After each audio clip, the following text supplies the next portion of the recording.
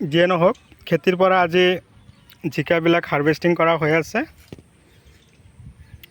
তো অলৰেডি 3 কঠামান মাটি জিকা খেতি কৰিছে। জিকাৰ লগতে তিয়হ দিয়া হৈছিল, এতিয়া প্ৰায় তিয়হ শেষেই হ'ব।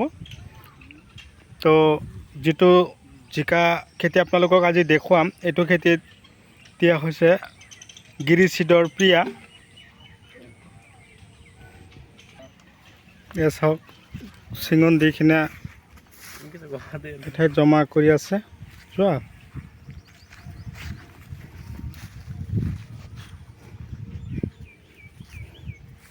তো এইটো হ'ল খেতি।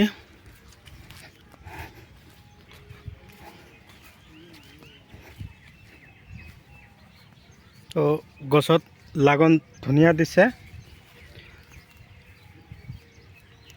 চাওক। তো বন্ধুসকল, আপোনালোকে মোৰ ভিডিঅ'টো কোন ঠাইৰ পৰা চাই আছে আপোনালোকে কমেণ্টত জনাব।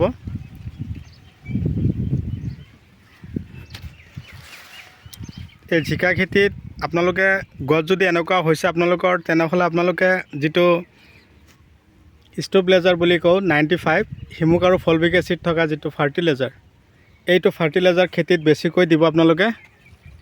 চাব পাৰিছে গছত কিমান ধুনীয়া লাগন দিছে। তো খেতিয়কে খেতিৰ পৰা চিঙন দি আছে।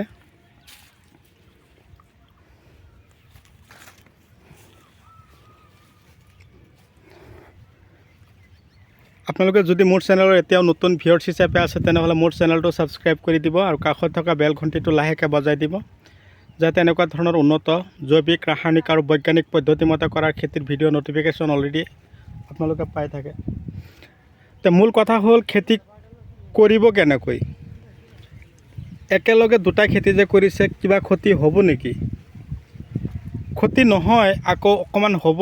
তাৰমানে কি হয়, তিয়হৰ গছবিলাক বেছিকৈ যদি একদম পূৰা বান্ধি যায়, ছাঁ পৰি যায়, তেনেহ'লে কিন্তু গছৰ এনেকুৱা কলা দাগ পৰা দেখা পোৱা যায়, ফাংগিচাইড লাগি যায়।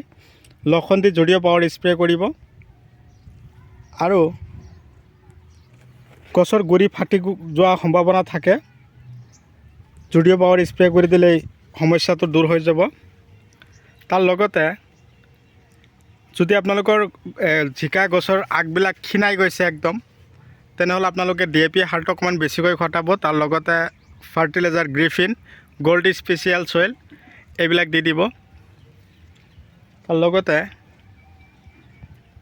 যিমান পাৰে আপোনালোকে ইনছেক্টিচাইড বেছিকৈ ইউজ কৰিব লাগিব। 3-4 দিন পিছে পিছে গ্ৰেচিয়া আছে, চেমোডিছ আছে, শ্বৰ্ট আছে, কাৰেণ্ট আছে, এইবিলাক ইনছেক্টিচাইড যদি আপোনালোকৰ খেতিত ইউজ কৰিব পাৰে, তেনেহ'লে আপোনালোকৰ গছত আৰু কোনো সমস্যা নাথাকিব। ভিডিঅ' চাই কেনে পালে কমেণ্ট কৰিবলৈ নাপাহৰিব। যদি ভাল লাগিছে আপোনালোকৰ মূল্যৱান আঙুলিটো লাইক দি দিব। যিমান পাৰে আপোনালোকে নিজে চোৱাৰ লগতে বেলেগকো চোৱাৰ সুবিধা কৰি দিব। তাৰ কাৰণে মোৰ ভিডিঅ'টো আপোনালোকে শ্বেয়াৰ কৰিব। তো আজিলৈ মই এইখিনিতে অন্ত মাৰিছোঁ। পৰৱৰ্তী ভিডিঅ'ত পুনৰাই লগ পোৱাৰ আশাৰে ধন্যবাদ।